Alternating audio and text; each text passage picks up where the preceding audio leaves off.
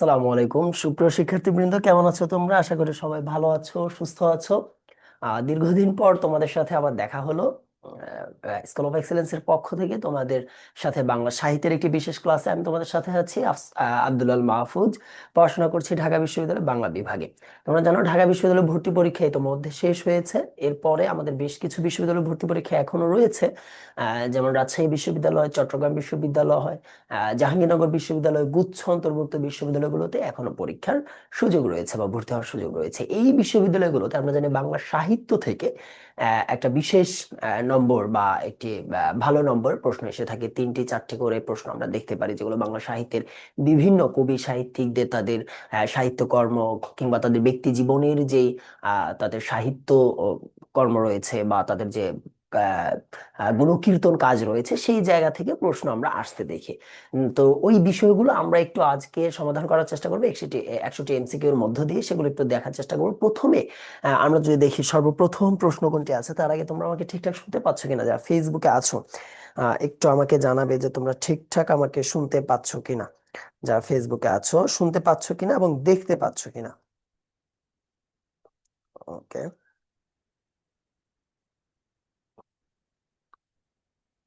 ওকে, ঠিক আছে। তাহলে আমরা যদি শুরু করি, আমরা সর্বপ্রথম প্রশ্ন আমরা যেটা দেখতে পাচ্ছি যে আলালের ঘরের দুলাল। আলালের ঘরের দুলাল উপন্যাসটি কার লেখা? বাংলা সাহিত্যের সর্বপ্রথম দিককার উপন্যাস যদি আমরা শুরু করি, একদম সর্বপ্রথম দিককার উপন্যাস যেটি 1858 খ্রিস্টাব্দে প্রকাশিত হয়েছিল, প্যারীচাঁদ মিত্রের উপন্যাস আলালের ঘরের দুলাল, যেটা তিনি টেকচাঁদ ঠাকুর ছদ্মনামে তিনি যেটি রচনা করেছিলেন। এই জায়গা থেকে পরীক্ষা প্রশ্ন মাঝে মাঝে ঘুরায়াও আসে যে প্যারীচাঁদ মিত্র কোন ছদ্মনামে লিখতেন। তিনি কিন্তু টেকচাঁদ ঠাকুর ছদ্মনামে লিখতেন। এবং এই আলালের ঘরের দুলাল উপন্যাসটি ইংরেজিতে একটি নামে অনুবাদ হয়েছিল, যেটিকে স্পয়েলড চাইল্ড বলা হয়। ঠিক আছে, চাইল্ড স্পয়েলড চাইল্ড নামে এটি প্রকাশিত হয়। এই আলালের ঘরের দুলালে আরেকটা বিখ্যাত চরিত্র আছে, যাকে ঠক চাচা বলা হয়।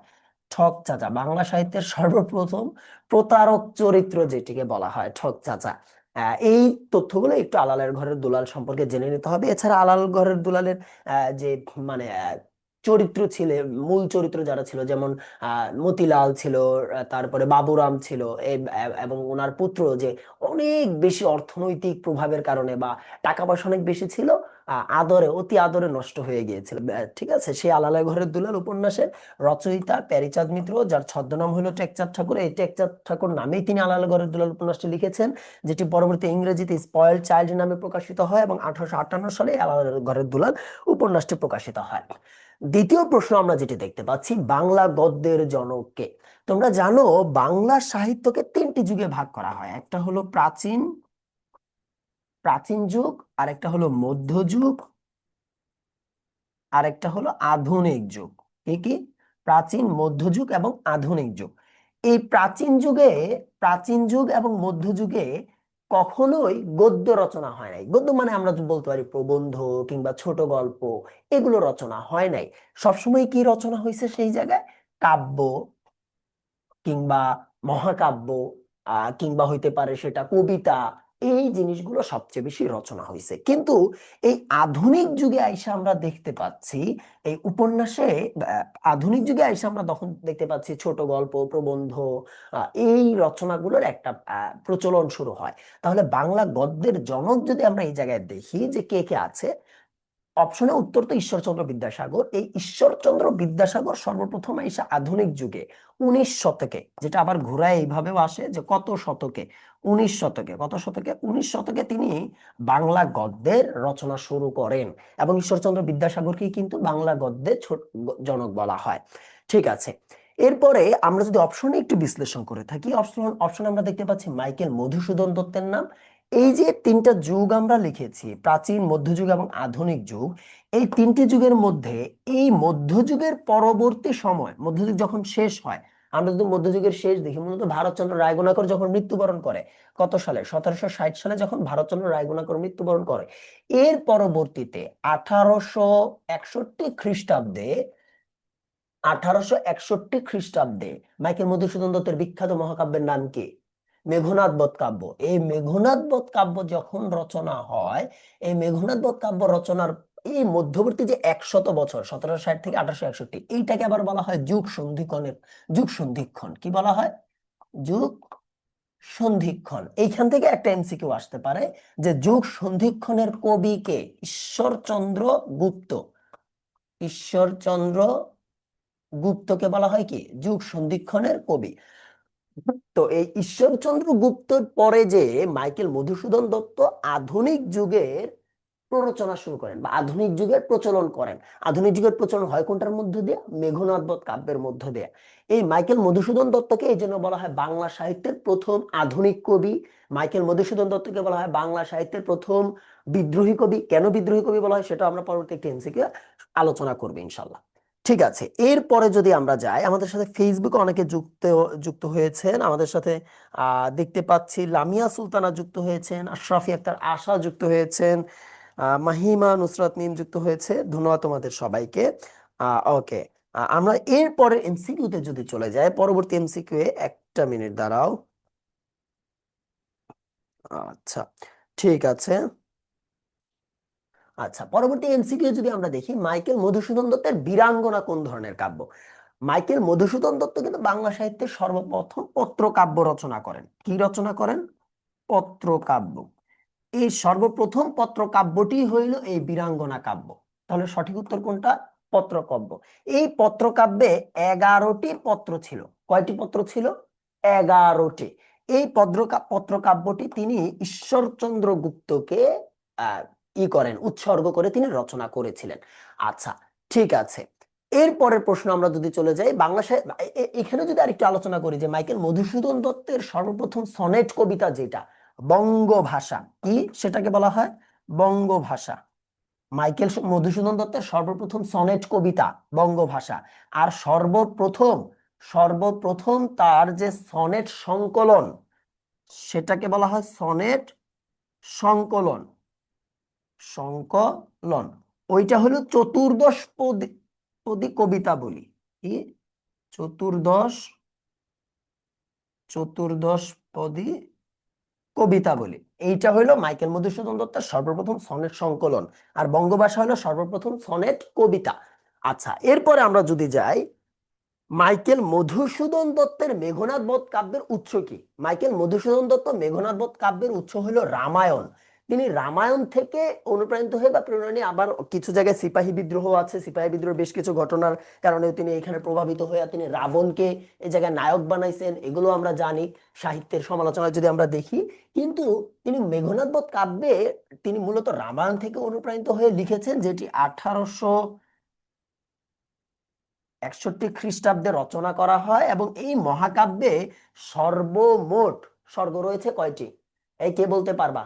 তোমরা যারা ক্লাসে আছো, তোমরা জানো মেঘনাদ বধ কাব্যের ষষ্ঠ স্বর্গ থেকে তোমাদের বইয়ে বিভীষণের প্রতি মেঘনাদ নেওয়া হয়েছে। বিভীষণের প্রতি মেঘনাদ, মেঘনাদ, তাই না? এই জায়গায় লক্ষণ আইসা মেঘনাদকে হত্যা করে, তাই না? মেঘনাদকে হত্যা করে কত স্বর্গে? ষষ্ঠ স্বর্গ। সর্বপ্রথম স্বর্গের নাম হইল অভিষেক, অভিষেক স্বর্গ। ঠিক আছে, এই জায়গাগুলো থেকে একটু প্রশ্ন আসতে পারে। তোমরা জানো মহাভারত ভারতবর্ষের একটি অন্যতম পুরাণ গ্রন্থ, পৌরাণিক গ্রন্থ। এই মহাভারত রচনা করেছিলেন কে? কে বলতে পারবা? কাশিরাম দাস। কাশিরাম দাস। আচ্ছা, আর শ্রীকৃষ্ণ কীর্তন মধ্যযুগের একটা নিদর্শন, মধ্যযুগের নিদর্শন। এই শ্রীকৃষ্ণ কীর্তন কাব্য যিনি সর্বপ্রথম তোমার ওই যে করেছিলেন, একটা গোয়ালঘর থেকে 1909 সালে, কত সালে? 1909 সালে এটা তিনি পেয়েছিলেন, উদ্ধার করেছিলেন একটা গোয়ালঘর থেকে, কাকিল্লাপুরের গ্রামের একটা গোয়ালঘর থেকে। সেখানে বসন্ত রঞ্জন রায়, এটাকে বসন্ত রঞ্জন রায় এটাকে উদ্ধার করেন। এই বিষয়গুলো একটু জেনে নিতে হবে, যেগুলো থেকে পরীক্ষার প্রশ্ন আসে। ঠিক আছে, এরপর প্রশ্ন আমরা যাই, বাংলা ভাষার প্রথম সার্থক কমেডি নাটক কোনটি? আমরা বেশ কিছু আগেই বলছি মাইকেল মধুসূদন দত্ত আধুনিক যুগে আইসা তার মধ্য দিয়ে কিন্তু আধুনিক যুগের প্রচলন হয়। এই মাইকেল মধুসূদন দত্ত সর্বপ্রথম নাটক রচনা করছে, সার্থক নাটক রচনা করছে সর্বপ্রথম, যেটাকে শর্মিষ্ঠা, বাংলা সাহিত্যের সর্বপ্রথম সার্থক নাটক, সার্থক নাটক এটা। পদ্মাবতী সর্বপ্রথম সার্থক কমেডি নাটক, সার্থক কমেডি নাটক। কৃষ্ণ কুমারী সর্বপ্রথম সার্থক ট্রাজেডি নাটক। এগুলো একটু মাথায় রাখতে হবে। সর্বপ্রথম নাটক হইল গিয়ে তো সার্থক নাটক হইলো শর্মিষ্ঠা, সর্বপ্রথম সার্থক কমেডি নাটক পদ্মাবতী, সর্বপ্রথম সার্থক ট্র্যাজেডি নাটক হইলো কৃষ্ণ কুমারী। আচ্ছা, এখন এই জায়গায় যদি আমরা দেখি, এই যে পদ্মাবতী সর্বপ্রথম সার্থক কমেডি নাটক, এই পদ্মাবতী নামে কিন্তু আরেকটি কাব্য গ্রন্থ রয়েছে, পদ্মাবতী কাব্য, যেটা আবার রচনা করছে কে? আলাউল, তাই না? আলাউল রচনা করেছে। এই মধ্যযুগের অন্যতম মানে প্রভাবশালী একজন কবি ছিলেন আলাউল। এই জায়গায় আরেকটা তথ্য জানা রাখতে হবে, পদ্মাবতী নাটকে, পদ্মাবতী নাটক, তোমরা জানো মাইকেল মধুসূদন দত্তকে বাংলা সাহিত্যের সর্বপ্রথম বিদ্রোহী কবি বলা হয়। কেন বিদ্রোহী বলা হয়? কেন বিদ্রোহী বলা হয়? কারণ তিনি অমৃতাক্ষর ছন্দ নামে একটি ছন্দ আবিষ্কার করেছিলেন। অমৃতাক্ষর ছন্দ নামে একটি ছন্দ তিনি দিয়ে বাংলা সাহিত্য রচনা করতেন। এই যে অমৃতাক্ষর ছন্দটা, এই অমৃতাক্ষর ছন্দটা তিনি এই পদ্মাবতী কাব্যে সর্বপ্রথম প্রয়োগ করেন। দ্বিতীয় অঙ্কে তিনি এটি সর্বপ্রথম প্রয়োগ করেন, এবং এই অমৃতাক্ষর ছন্দে রচনা করেছিলেন সম্পূর্ণ যেই কাব্যটা, সেটার নাম হলো তিলোত্তমা সম্ভব কাব্য। তিলোত্তমা সম্ভব কাব্য। ওকে, ঠিক আছে। আচ্ছা, তারপরে যদি আমরা যাই মাইকেল মধুসূদন দত্ত রচিত ঐতিহাসিক নাটক কোনটি? এই জায়গায় আমরা বলছি সর্বপ্রথম সার্থক ট্র্যাজেডি নাটক কৃষ্ণকুমারী, এবং একই সাথে এই কৃষ্ণকুমারী কিন্তু সর্বপ্রথম মানে মাইকেল মধুসূদন দত্ত রচিত ঐতিহাসিক নাটক। ঐতিহাসিক নাটক। এখন এইখানে ঐতিহাসিক ঘটনা কোন জায়গা থেকে নিছেন তিনি? তিনি মূলত টডের, উইলিয়াম টডের একটা গ্রন্থ আছে যেটার নাম হলো রাজস্থান। নাম কি? রাজস্থান। এই রাজস্থান থেকে তিনি এই কৃষ্ণকুমারী নাটকের ঘটনা নিছে, যেখানে কৃষ্ণকুমারী অনেক সুন্দরী একজন মানে রাজকন্যা, এবং তাকে পাওয়ার জন্য দুই তিনটা রাজ্যের রাজারা যুদ্ধ লাইয়া যায়, এবং শেষে বলে যে মানে কৃষ্ণকুমারী বাবা যিনি ছিলেন উদয়পুরের সম্ভবত ভীম সিংহ ওনার ওনার নাম ছিল ওর বাবা। অনেক আগে পড়ছিলাম, ফার্স্ট ইয়ার না সেকেন্ড ইয়ারে এই নাটক পড়ছিলাম, ভুলে গেছি। ওই নাটকে তখন এই কৃষ্ণকুমারীকে পাওয়ার জন্য তারা মারামারি করে, শেষে কৃষ্ণকুমারী নিজের সৌন্দর্য এখন কি করবে, এত সুন্দর সে মানে এখন কার কাছে যাবে, সবাই তো তাকে পেতে চায়, সবাই হানাহানি করে, তখন পরিকল্পনা করে এই কৃষ্ণকুমারীদের রাজ্যই ধ্বংস করে ফেলবে। তখন কৃষ্ণকুমারী তার বাবার রাজত্ব বাঁচানোর জন্য, রাজ্য বাঁচানোর জন্য সে নিজে আত্মহত্যা করে। ঠিক আছে, তার সৌন্দর্যে তার একটা বেশি কি হয়ে গেছে, তার ভাগ্যের নিয়তির ভুল হয়েছে, যেটাকে ট্র্যাজেডি, তাকে শেষ পর্যন্ত তাকে ট্র্যাজেডির রূপ দিয়েছে। ঠিক আছে। আর মায়াকানন যে নাটকটি রয়েছে, মায়াকানন মাইকেল মধুসূদন দত্ত রচিত সর্বশেষ বিয়োগান্তক নাটক, এবং এটি মাইকেল মধুসূদনের মৃত্যুর পরে এটি প্রকাশিত হয়েছিল, মৃত্যুর পর প্রকাশিত হয়েছিল। আচ্ছা, ঠিক আছে। এরপরে যদি আমরা যাই, একেই কি বলে সভ্যতা, মাইকেল মধুসূদন দত্তের কি জাতীয় রচনা? মাইকেল মধুসূদন দত্তর বিখ্যাত দুইটা প্রহসন, এর মধ্যে একটা হইলো একেই কি বলে সভ্যতা, আরেকটা হইলো বুড়ো শালিকের ঘাড়েরও। এই বুড়ো শালিকের ঘাড়েরোতে মাইকেল মধুসূদন দত্ত একজন লোককে দেখাইছে, যিনি একটু মানে বিয়ে করতে খুব পছন্দ করে। ঠিক আছে, মানে তার নারীদের প্রতি একটা লোলুপ দৃষ্টি রয়েছে, যদিও তিনি পুরোহিত এরকম ছিলেন, কিন্তু পরবর্তীতে এই যে এলাকার তরুণ জওয়ানরা তাকে একটু শায়েস্তা করে, এইটারই একটা ঘটনা বুড়ো শালিকের ঘরেরও ঘাড়েরও। আর হইলো তোমার এই যে আরেকটা আছে, একেই কি বলে সভ্যতা। এই জায়গায় ঊনবিংশ শতাব্দীতে যে বাংলা বাংলা কলকাতার যে নগর জীবন একটা পরিবর্তন আসছিল, শিক্ষিত ইংরেজ শিক্ষিত যুবকরা তারা যে বারো ভনিতা কিংবা মদ্যপানের প্রতি তাদের যে একটা আকর্ষণ, এই বিষয়টা নিয়ে তিনি এই একেই কি বলে সভ্যতা প্রহসনে তিনি এটার সমালোচনা করেছেন।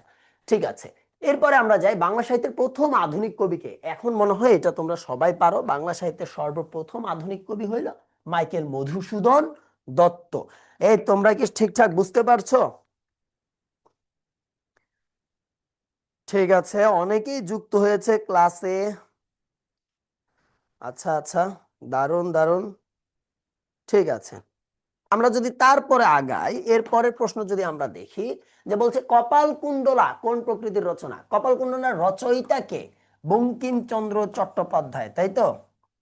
বঙ্কিমচন্দ্র চট্টোপাধ্যায় রচিত কপালকুণ্ডলা 1800 কত সালে প্রকাশিত হয়েছে? 66-তে।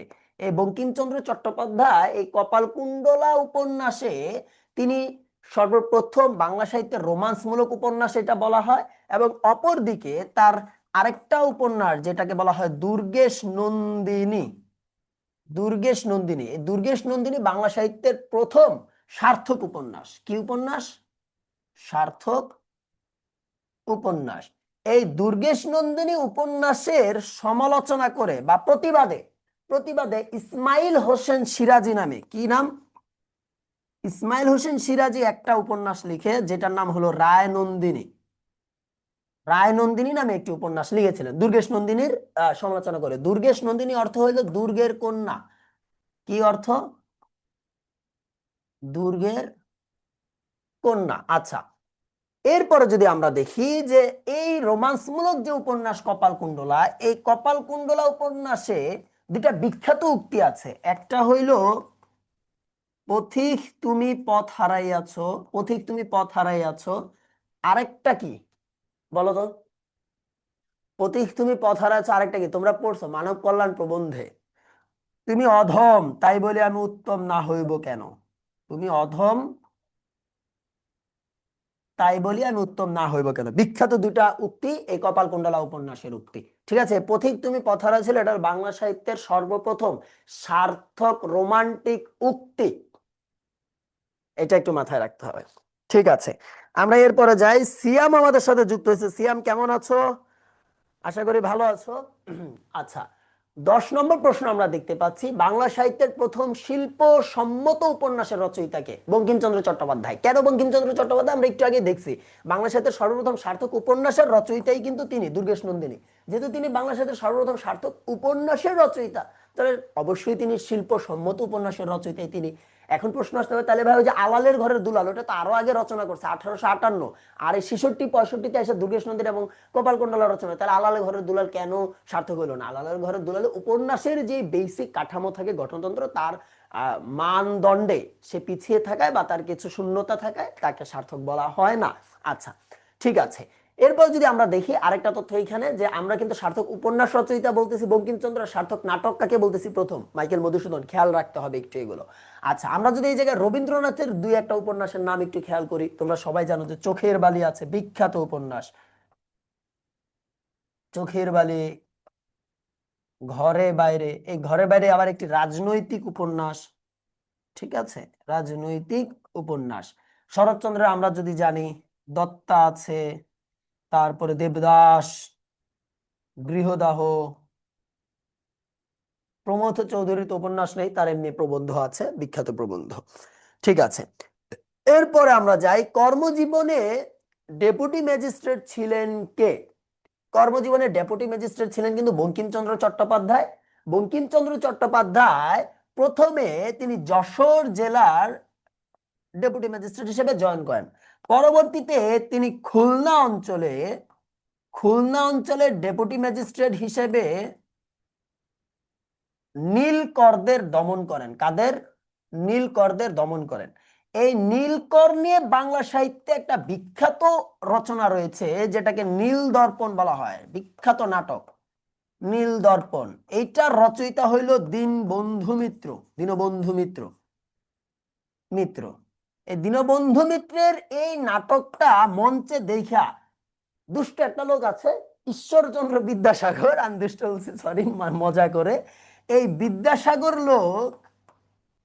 বিদ্যাসাগর তখন মঞ্চে জুতা মেলছিল, জুতো নিক্ষেপ করছিল। ঠিক আছে, এই নীলদর্পণ নাটককে আবার ইংরেজিতে অনুবাদ করে ইন্ডিগো মিরর, সম্ভবত নামটা আমি যদি ভুল না করে থাকি, ইন্ডিগো মিরর সম্ভবত, আমি যদি একেবারে ভুল না করে থাকি, ইন্ডিগো শব্দটা আছে, এটা শিওর, ইন্ডিগো মিরর।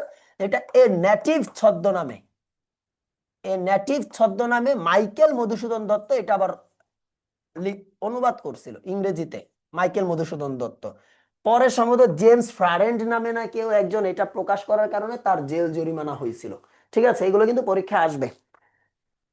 ওকে, তারপরে যদি আমরা যাই, আচ্ছা এখানে আর কিছু কি, যেমন শরৎচন্দ্র চট্টোপাধ্যায় তো পত্রিকার সম্পাদক ছিলেন, মানিক বন্দ্যোপাধ্যায় পত্রিকার সম্পাদক ছিলেন, আখতারুজ্জামান ইলিয়াস তিনি বাংলাদেশের মন্ত্রণালয়ে কাজ করেছেন। আচ্ছা, তারপর আমরা যাই ঐতিহাসিক উপন্যাস হলো কোনটি।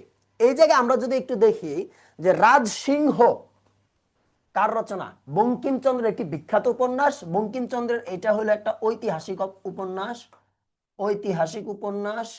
বঙ্কিমচন্দ্রের সামাজিক উপন্যাসের যদি আমরা একটা নাম জেনে নেই, সামাজিক উপন্যাস আছে বিষবৃক্ষ। কি? বিষবৃক্ষ। এই বিষবৃক্ষ উপন্যাসে তিনি বিধবা বিবাহের মোটামুটি বিরোধিতা করেন বলা যায়, বিধবা বিবাহের বিরোধিতা করেন। ঠিক আছে, ওকে। এরপরে যদি আমরা দেখি পথের দাবি, পথের দাবি শরৎচন্দ্রের একটি রাজনৈতিক উপন্যাস, যেটা নিষিদ্ধ করছিল ইংরেজরা, যেটা নিষিদ্ধ হয়েছিল। ঠিক আছে, আচ্ছা। এরপরে জননী কার উপন্যাস বলো? মানিক বন্দ্যোপাধ্যায়ের একটি উপন্যাস, মনস্তাত্ত্বিক উপন্যাস, তাই না? পথের পাঁচালী তো বিভূতিভূষণ বন্দ্যোপাধ্যায়ের একটি মানে গ্রামীণ জীবনের একটি উপন্যাস। ওকে, এরপরে আমরা যাই, এই তোমরা নোট করতেছো তো ঠিকঠাক? এই বাচ্চা কাচ্চা, আমাদের সাথে যুক্ত হয়েছে আশরাফি আক্তার আশা, মাহিমা নুসরাত মিম, আচ্ছা, নাইমুর নাহার, পথের পাঁচলি, না পথের পাঁচালি হবে। আচ্ছা, পথের পাঁচালী উপন্যাসকে আবার তিনটা অংশে ভাগ করা হয়, এটা একটু জেনে রাখো। যেখানে ছিলাম, যেহেতু এই জায়গায় বললামই পথের পাঁচালী, এইটাকে আবার তিনটা অংশে ভাগ করা হয়। কয়টা অংশে? তিনটা অংশে। প্রথমটা হইল বল্লালি বালাই, বল্লালি বালাই, বল্লালি বালাই। তারপরে আছে আম আটির ভেপু, আমাটির ভেপু। এই আমাটি দিয়ে ভেপু বানাইছো কোনোদিন? বাসি বানাইছো? আরেকটা হলো অক্রুর সংবাদ, অক্রুর সংবাদ, হ্যাঁ এটাই, ঠিক আছে। ওকে, তারপরে যাই আমরা কোনটি সামাজিক উপন্যাস। আমরা মাত্রই দেখলাম বিষবৃক্ষ, বঙ্কিমচন্দ্র চট্টোপাধ্যায়ের একটি সামাজিক উপন্যাস। আনন্দমঠ, তারপরে আছে দেবী চৌধুরানী, আমি এই পাশে লিখে দিচ্ছি, নোট করে নাও। দেবী চৌধুরানী, আনন্দমঠ, তারপরে আরেকটা হইল তোমার সীতারাম। এগুলো বঙ্কিমের রাজনৈতিক উপন্যাস। কি উপন্যাস? রাজনৈতিক উপন্যাস। সহজে মনে রাখা যায় এইভাবে, সীতা দেবীর আনন্দ, সীতা দেবীর আনন্দ, এইভাবে মনে রাখা যায়। এই আনন্দ মঠ যে উপন্যাস রয়েছে, এইটি, এটিতে সর্বপ্রথম বন্দে মাতরম, তোমরা নাম শুনছো? বন্দে মাতরম এই জায়গায় ব্যবহৃত হয়। আচ্ছা, দেবী চৌধুরানী কৃষক আন্দোলন এবং তেভাগা আন্দোলনে অন্যতম একজন নেতা ছিলেন। ওয়ারেন হেস্টিং এর সাথে 1783 সালে তিনি সম্মুখ যুদ্ধে নিহত হন। বঙ্কিম যখন পরবর্তীতে ওই যশোর অঞ্চলে সম্ভবত তিনি যখন ম্যাজিস্ট্রেট ছিলেন, ওই টাইমে দেবী চৌধুরী সম্পর্কে জানেন বা শুনেন, এরকম যশোর বা ওইদিকে কোনো একটা অঞ্চলে, তখন তিনি এই সর্বপ্রথম এই দেবী চৌধুরানী সম্পর্কে জেনে একটা উপন্যাস লিখেন। আচ্ছা, এগুলো একটু জেনে রাখতে হবে। তারপরে যদি আমরা যাই, কপালকুণ্ডলা দুর্গেশনন্দিনী সম্পর্কে বলা হয়েছে, আমরা যদি এরপরে যাই পরবর্তীতে, পরবর্তীতে আমরা দেখতে পাচ্ছি নিচের কোনটি বঙ্কিমচন্দ্র চট্টোপাধ্যায়ের উপন্যাস নয়। আচ্ছা, আমরা কিন্তু একটু আগে বলছি যে পথের দাবি, পথের দাবি এটা কিন্তু কার? এই মাত্র বলছি, কমেন্টে লিখে তো, মাত্র বলছি, বলো তো পথের দাবি কার লেখা? মাত্রই বলছি, পথের দাবি শরৎচন্দ্র চট্টোপাধ্যায়ের উপন্যাস, মাত্রই বলছিলাম শরৎচন্দ্রের, যেটি নিষিদ্ধ হয়েছে। রজনী, সীতারাম, রাজসিংহ সবগুলোই বঙ্কিমচন্দ্রের উপন্যাস। বঙ্কিমচন্দ্রের সর্বমোট উপন্যাস 15টি, বঙ্কিমচন্দ্রের সর্বমোট উপন্যাস হইল 15টি। ঠিক আছে, এরপরে যাই, কোনটি বঙ্কিমচন্দ্র চট্টোপাধ্যায়ের রচনা? বঙ্কিমচন্দ্র চট্টোপাধ্যায়ের রচনা বারবারই আলোচনা হচ্ছে, বিষবৃক্ষ। এটার চরিত্রগুলো একটু জেনে নাও। কুন্দনন্দিনী, কুন্দনন্দিনী, এই কুন্দনন্দিনী ছিলেন একজন বিধবা, তার স্বামী মারা গিয়েছিল। ইনার সাথে নগেন্দ্রর প্রেম হয়ে যায়। নগেন্দ্রর ওয়াইফের নাম ছিল সূর্যমুখী। সূর্যমুখী, ঠিক আছে, যেহেতু বারবার আসতেছে চরিত্র, যদি কোনোদিন চলে আসে বলা যায় না, একটু জেনে রাখো। আচ্ছা, ঘরে বাইরে তো রবীন্দ্রনাথের রাজনৈতিক উপন্যাস। গোরা রবীন্দ্রনাথের আরেকটি রাজনৈতিক উপন্যাস, যেখানে সিপাহী বিদ্রোহের, সম্ভবত ঘটনাটা সিপাহী বিদ্রোহের পরে তোমার দুইজন আইরিশ দম্পতির যে সন্তান থাকে, সেই সন্তানের নাম থাকে গোরা।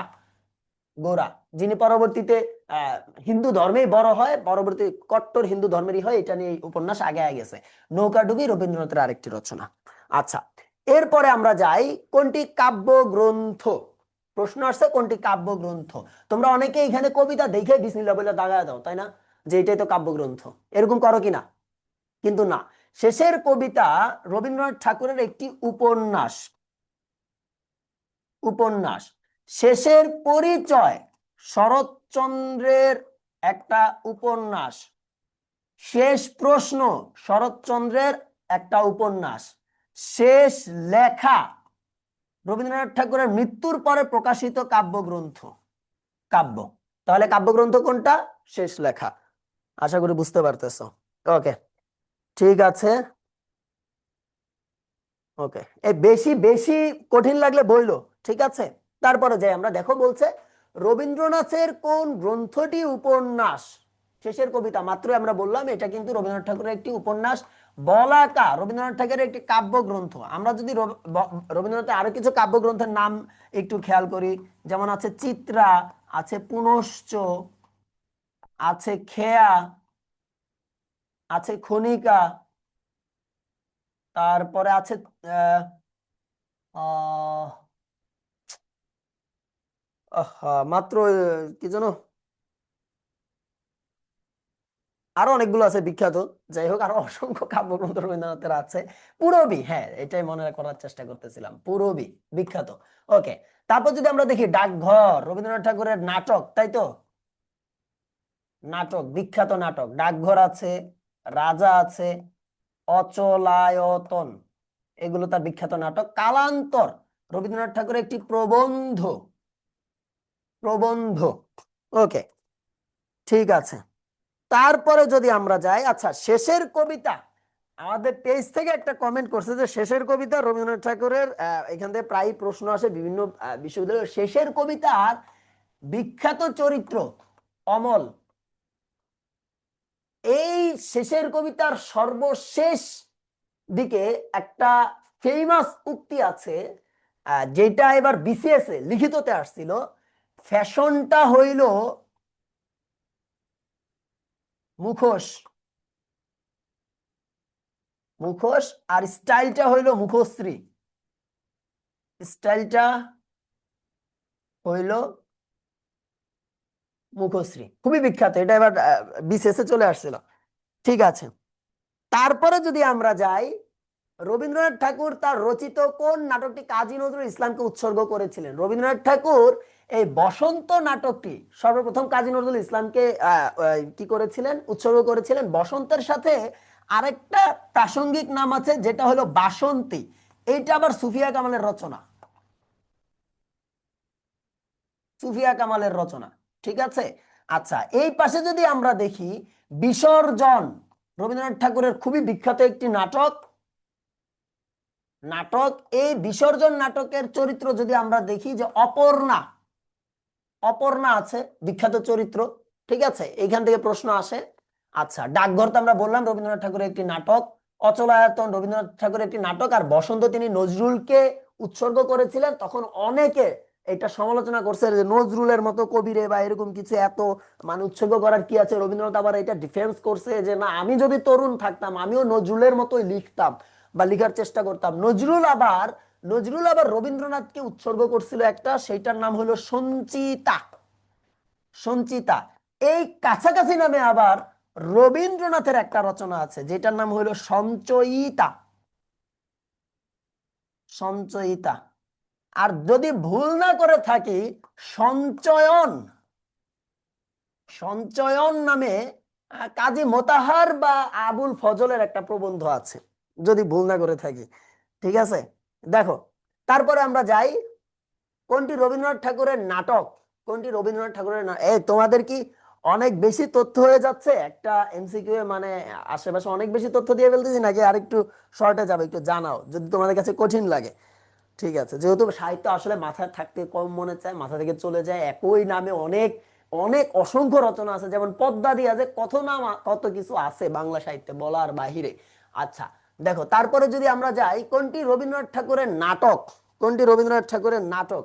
আচ্ছা আমরা মাত্রই দেখছি অনেকগুলো, এর মধ্যে রক্তকরবী, রক্তকরবী রবীন্দ্রনাথ ঠাকুরের একটি বিখ্যাত নাটক, যেখানে তিনি পুঁজিবাদের পুঁজিবাদের পুঁজিবাদের একটা মানে কি বলে ওটাকে, পরাজয় তিনি কামনা করছেন, কৃষিজীবী সভ্যতার আবির্ভাব ঘটাতে চাইছেন।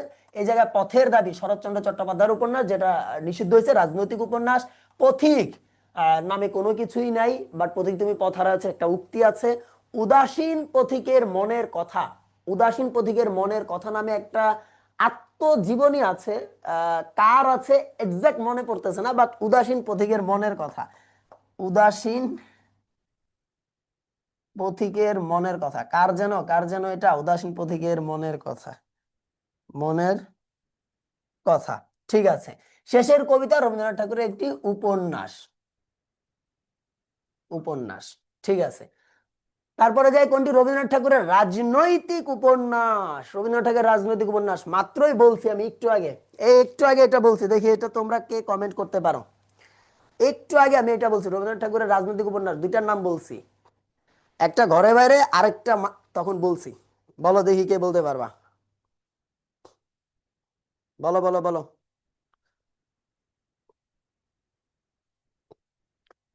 রাজনৈতিক উপন্যাস কোনটা বলো?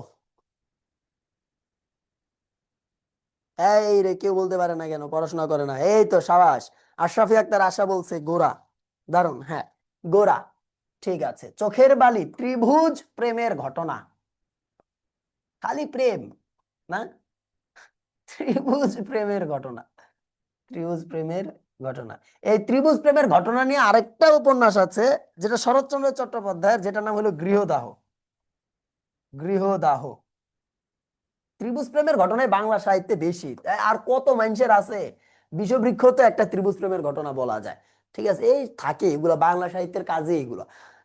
দেখো, আচ্ছা ঠিক আছে, তারপরে আমরা যাই চোখের বালির এই যে হৃদয় আলম বলছে উদাসীন প্রতীকে মনের কথা, মোশাররফ, মোশাররফ বানান ভুল লেখছো, মীর মশাররফ হবে, মশাররফ, মশাররফ, এইভাবে হবে। দেখো, তারপরে যাই, চোখের বালির বিখ্যাত চরিত্র মহেন্দ্র আছে, মহেন্দ্র, বিহারী, বিনোদিনী, বিনোদিনী, তারপরে আছে আশালতা,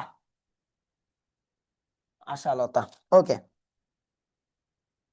দেখো, তারপরে যাই, বিশ্বকবি রবীন্দ্রনাথ ঠাকুর লিখিত কাব্যগ্রন্থ নয় কোনটি? রবীন্দ্রনাথের অনেকগুলো কাব্যগ্রন্থ, এই জায়গায় একটা একটা বিষয় খেয়াল করো।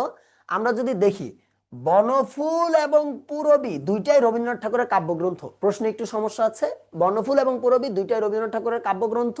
বনফুল কাব্যগ্রন্থটি রবীন্দ্রনাথের প্রথম লেখা কাব্যগ্রন্থ হইলেও প্রকাশের দিক দিয়ে দ্বিতীয়, প্রকাশের দিক দিয়ে এটা দ্বিতীয়। আর প্রথম প্রকাশিত কাব্যগ্রন্থ কোনটা? কবি ও কাহিনী, কবি ও কাহিনী। ঝরা পালক, কার লেখা ঝরা পালক? এটা যদি না পারো, কি পড়ছো? শেষ প্রশ্ন, এটাও বলছি, এই দুইটা তোমাদের কাছে প্রশ্ন, কিছুক্ষণ আগে আমি বলছি শেষ প্রশ্ন আর শেষের পরিচয় দুইটাই উপন্যাস। কার উপন্যাস? একটু আগে বলছি, বলো। ঝরা পালক কার লেখা এটা বলবা, আর শেষ প্রশ্ন আর শেষের পরিচয় একটু আগে বলছি, কার উপন্যাস বলো। শেষ প্রশ্ন এবং শেষের পরিচয় দুইটা বিখ্যাত উপন্যাস, কার উপন্যাস? আর ঝরা পালক একটু আগে বলছি কার উপন্যাস। দেখো, এই তো একজন বলতে পারছে, ঝরা পালক হলো জীবনানন্দ দাশ। হ্যাঁ, জীবনানন্দ দাশের মায়ের নাম ছিল কুসুম কুমারী দাস, কুসুম কুমারী দাস, যিনি আরেকজন বিখ্যাত মহিলা কবি ছিলেন, মহিলা কবি ছিলেন। ঠিক আছে, আচ্ছা, হ্যাঁ, দারুণ, মনি আক্তার, এমএসটি মনি আক্তার, তোমাকে একটা লাল সালাম, তুমি পারছো। শেষ প্রশ্ন এবং শেষের পরিচয় শরতের দুইটা উপন্যাস। ওকে, তারপরে আমরা যাই কোনটি রবীন্দ্রনাথ ঠাকুরের রচনা নয়। আচ্ছা, আমরা একটু আগে দেখছি সঞ্চিতা, এইটা কার? নজরুলের, যেটা তিনি রবীন্দ্রনাথকে উৎসর্গ করছিলেন। আর বাকি সবগুলোই কি রবীন্দ্রনাথের রচনা। চিত্রা তার একটি কাব্যনাট্য, কাব্যনাট্য, হ্যাঁ। সঞ্চয়িতা রবীন্দ্রনাথের রচনা, চতুরঙ্গ রবীন্দ্রনাথের রচয়িতা, এগুলো একটু জেনে নিতে হবে। ওকে ফাইন, তারপরে আমরা যাই নিচের কোনটি ব্যতিক্রম। আচ্ছা, গীতাঞ্জলি, গীত বিধান, গীতালি, গীতিগুচ্ছ সব একই আছে, কিন্তু গীতিগুচ্ছ জীবনানন্দ দাশের একটি কাব্যগ্রন্থ। জীবনানন্দ দাশের একটি কি কাব্যগ্রন্থ, মাথায় রাখতে হবে। আচ্ছা, এই জায়গায় আরেকটা বিষয় আমরা জেনে নিব গীতাঞ্জলি সম্পর্কে।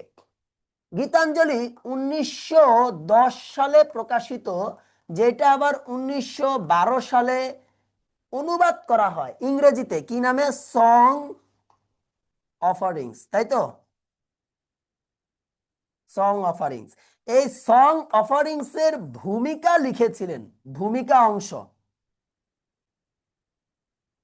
বিখ্যাত ইংরেজ সাহিত্যিক ডব্লিউ.বি. ইয়েটস। ডব্লিউ.বি. ইয়েটস। ওকে, এই সং অফারিংস পরবর্তীতে 1913 সালে নোবেল পুরস্কার পায়। নোবেল পুরস্কার পায় সম্ভবত 2004 সালে। নোবেল আবার চুরি করে লয়ে গেছে না শান্তিনিকেতন থেকে। আচ্ছা, তারপরে আমরা যদি যাই, রবীন্দ্রনাথ ঠাকুর তার কোন রচনা ব্রিটিশ সরকার কর্তৃক বন্দীদের প্রতি উৎসর্গ করেছিলেন? রবীন্দ্রনাথ ঠাকুর তার 4 অধ্যায় যে রচনাটি আছে, যে সেটি পরবর্তীতে ব্রিটিশ সরকারদের মানে ব্রিটিশ সরকার কর্তৃক বন্দীদের, রাজবন্দীদের প্রতি উৎসর্গ করে। আফসোসের বিষয়, অনেকের সাহিত্য নিষিদ্ধ হইলেও রবীন্দ্রনাথের সাহিত্য নিষিদ্ধ হয় নাই রাজনৈতিক কারণে। পূরবী, এটি রবীন্দ্রনাথ ঠাকুরের একটি কাব্যগ্রন্থ। বসন্ত, যেটা নজরুলকে উৎসর্গ করেছে। কালের যাত্রা, এটা শরৎচন্দ্র চট্টোপাধ্যায়কে উৎসর্গ করেছিল। কাকে? শরৎচন্দ্র চট্টোপাধ্যায়কে কিন্তু কালের যাত্রা কাব্যগ্রন্থটি রবীন্দ্রনাথ ঠাকুর উৎসর্গ করেছিল, মাথায় রাখতে হবে। ঠিক আছে, আচ্ছা, তারপরে আমরা যাই, রবীন্দ্রনাথ ঠাকুরের প্রথম প্রকাশিত কাব্যের নাম কি? একটু আগে আমরা বলছি, এখন বলো প্রথম প্রকাশিত কাব্য কোনটা আর প্রথম রচনা করা হয়েছে কোনটা? একটু আগে বলছি, তোমরা এটা উত্তর দাও। আমি 1 সেকেন্ড একটু পানি খাই। বলো,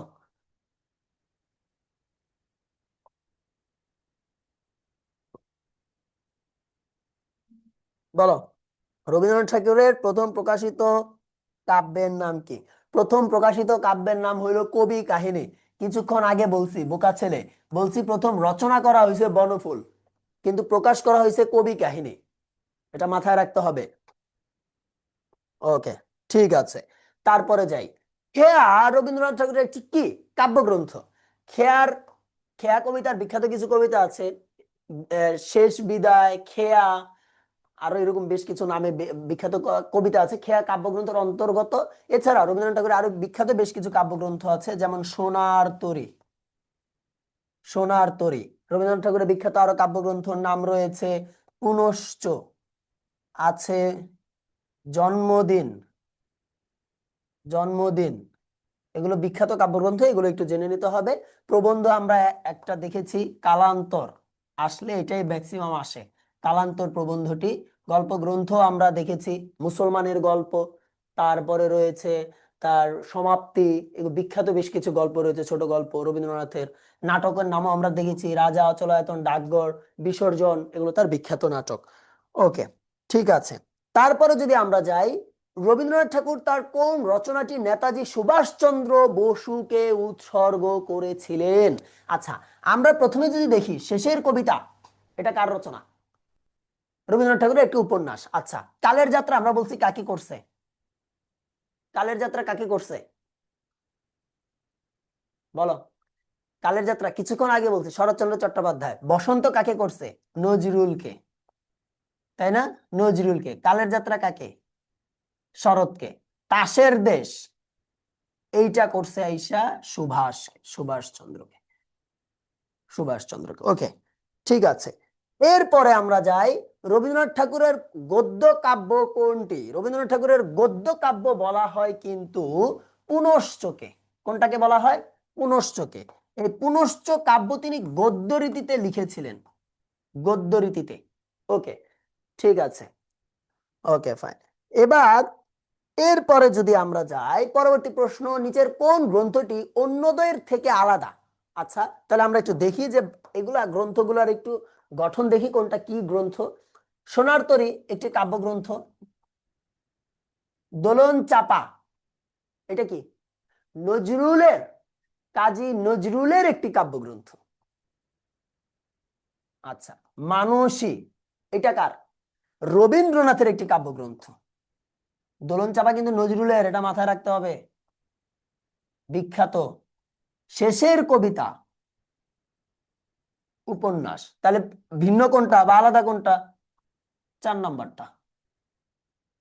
ঠিক আছে। তারপরে আমরা যাই, নিচের কোনটি শরৎচন্দ্রের ছদ্মনাম? শরৎচন্দ্র চট্টোপাধ্যায় মেয়েদের ছদ্মনামে লিখতো। অনীলা দেবী আছে, অপরাজিতা দেবী। কি দেবী? অপরাজিতা, অপরাজিতা দেবী। তারপরে তোমার শ্রী চট্টোপাধ্যায় এই নামেও তিনি লিখতেন। শ্রী চট্টোপাধ্যায়। তারপরে যদি আমরা যাই, শরৎচন্দ্র চট্টোপাধ্যায়ের কোন উপন্যাসটি সরকার কর্তৃক বাজেয়াপ্ত হয়েছিল? বারে বারে বারে বারে বলছি, এখন তোমরা এটার উত্তর দাও। বলতে বলতে এটা শেষ, আজকে ক্লাসে অনেকবার এটা বলে ফেলছি।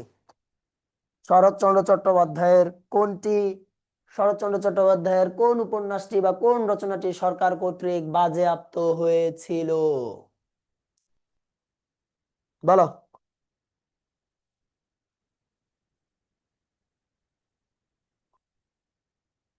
এই একজন লেখছে চরিত্রহীন, ধর বেটা দিব মায়ের। এটা বলছি না পথের দাবি।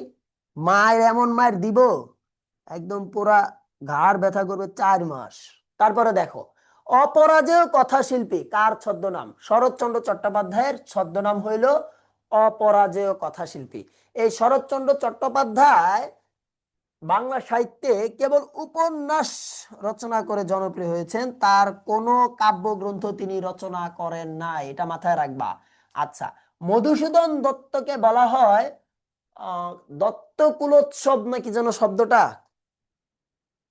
দত্ত কুলোৎসবই সম্ভবত, দত্ত কুলোৎসবই, আমি যদি ভুল না করে থাকি, দত্ত কুলোৎসব মধুসূদন দত্তকে বলা হয়। দত্ত আছে নামে, দত্ত কুলোৎসবই সম্ভবত। দত্ত কুলোদ্ভব, দত্ত কুলোদ্ভব। হ্যাঁ হ্যাঁ হ্যাঁ, দত্ত কুলোদ্ভব, এটা কিন্তু বিখ্যাত। ঠিক আছে, মধুসূদন দত্তকে বলা হয়, এটা পরীক্ষায় আসে, খেয়াল রাখবা। এরপর মানিক বন্দ্যোপাধ্যায়, মানিক বন্দ্যোপাধ্যায়কে প্রবোধ কুমার বন্দ্যোপাধ্যায়, প্রবোধ কুমার তার পিতৃপ্রদত্ত নাম, মাঝে মাঝে ঘুরে দেয়। ঠিক আছে, এগুলো একটু জেনে রাখতে হবে। ওকে, ঠিক আছে। আমরা যদি আরো একটু দুই একজনের ছদ্মনাম, আচ্ছা অপশনে যাদের দেখবো তাদেরটা আমরা বলে দিব, গুরুত্বপূর্ণ গুলো। ওকে, শরৎচন্দ্রের প্রথম উপন্যাস কোনটি? শরৎচন্দ্রের সর্বপ্রথম উপন্যাস হলো বড়দিদি। বড়দিনী সর্বপ্রথম তিনি রচনা করেছিলেন। এই বড়দিদি উপন্যাস থেকে প্রশ্ন আসতে পারে, গুরুত্বপূর্ণ যেহেতু শরৎচন্দ্র, অবশ্যই এগুলো একটু মাথায় রাখতে হবে। এই জায়গায় এসে বৈকুণ্ঠের উইল, বৈকুণ্ঠের উইল হইল শরৎচন্দ্রের, কিন্তু আমরা যদি দেখি যে কৃষ্ণকান্তের উইল, কি বলছি, কৃষ্ণকান্তের উইল, এইটা হইল আবার বঙ্কিমের। কার? বঙ্কিম, বঙ্কিমের কৃষ্ণকান্তের উইল। কমলাকান্তের দপ্তর আরেকটা কি? কমলাকান্তের দপ্তর, কমলাকান্তের দপ্তর, এইটাও হইল বঙ্কিমের। ওকে, ঠিক আছে। তারপরে যদি আমরা যাই, কোন গ্রন্থটি শরৎচন্দ্র রচিত নয়? আচ্ছা, মৃত্যু ক্ষুধা। মৃত্যু ক্ষুধা কার? কাজী নজরুলের বিখ্যাত উপন্যাস। এই জায়গায় শ্রীকান্ত, শ্রীকান্তের একটা বিখ্যাত উপন্যাস আছে, বিখ্যাত উক্তি আছে শ্রীকান্ত উপন্যাসের। আহ কি জানো, ওই যে বড় প্রেম শুধু কাছেই আনে না, মাঝে মাঝে দূরেও ঠেলিয়া দেয়, সম্ভবত শ্রীকান্তেরই এই বিখ্যাত উক্তি হয় এটা, নাইলে ওই যে আরেকটা আছে, কি যেন, যাহাকে ভালোবাসিয়ে আছি বলে ভুল করেছি না কি যেন এরকম, সে ভালো না বাসিলেও অপমান করিলেও সহ্য হয়, কিন্তু এরকম কি যেন একটা বিখ্যাত উক্তি আছে শ্রীকান্তের, এটা একটু খেয়াল রাখতে হবে। আচ্ছা, তারপর যায় বড়দিদিতে তার সর্বপ্রথম লেখা উপন্যাস শরৎচন্দ্র চট্টোপাধ্যায়ের, ওকে ফাইন, ঠিক আছে। আর নজরুলের 3টা উপন্যাস রয়েছে সর্বমোট, 3টা, বাঁধনহারা, বাঁধনহারা, মৃত্যু ক্ষুধা, আরেকটা কি, কুহেলিকা। আচ্ছা, এরপরে আমরা যাই নিচের যেটি শরৎচন্দ্রের ক্ষেত্রে প্রাসঙ্গিক। শরৎচন্দ্রের চিত্রশিল্পী ছিলেন কিন্তু তিনি, মহাশ্বেতা, সম্ভবত তার বিখ্যাত একটি চিত্র চিত্রকর্মের নাম মহাশ্বেতা, যদি ভুল না করে থাকি, ঠিক আছে, দুঃখিত, ওকে, ঠিক আছে। তারপরে আমরা যাই বেগম রোকেয়া, বেগম রোকেয়া সাখাওয়াত হোসেনের রচিত গ্রন্থ 9 কোনটি? বেগম রোকেয়া সাখাওয়াত হোসেন কিছুদিন আগে তার জন্মদিন গেছে, তাই না? দুনিয়ার সকল নারীকে অপছন্দ করলে আমার বেগম রোকেয়া সাখাওয়াতকে অনেক ভালো লাগে এবং I love her so much, ঠিক আছে। বেগম রোকেয়া সেরা একজন নারী ছিলেন, পুরাই সেই, ঠিক আছে। তো বেগম রোকেয়া সাখাওয়াত হোসেন, যিনি 9 ডিসেম্বর, সেজন্য রোকেয়া দিবস বলা হয়, তিনি 9 ডিসেম্বর জন্মগ্রহণ করেন এবং 9 ডিসেম্বর মৃত্যুবরণ করেন। বেগম রোকেয়া সাখাওয়াত হোসেন, তোমাদের কার কার বেগম রোকেয়াকে অনেক ভালো লাগে, অনেক পছন্দ করে, কমেন্টে জানাতে পারো। ঠিক আছে, দেখো বেগম রোকেয়া সাখাওয়াত হোসেনের পদ্মরাগ তার একটি রচনা, ঠিক আছে। হ্যাঁ, পদ্মরাগ। এরপরে আমরা যদি দেখি উপরে অপশন পদ্মাবতী, পদ্মাবতী নাটক, নাটক হইল মাইকেল মধুসূদন দত্ত, তোমাদের একজন স্যার আছে বাংলা ক্লাস নেয়, মাইকেল মধুসূদন রিয়াসাত রানা, না? তো এই নাটকে মাইকেল মধুসূদন রিয়াসাত রানা সম্পাদিত রচিত বিখ্যাত নাটক, প্রথম সার্থক কমেডি নাটক হইল এই পদ্মাবতী। আর পদ্মাবতী কাব্য যেটা, কাব্যের রচয়িতা হলো আলাওল,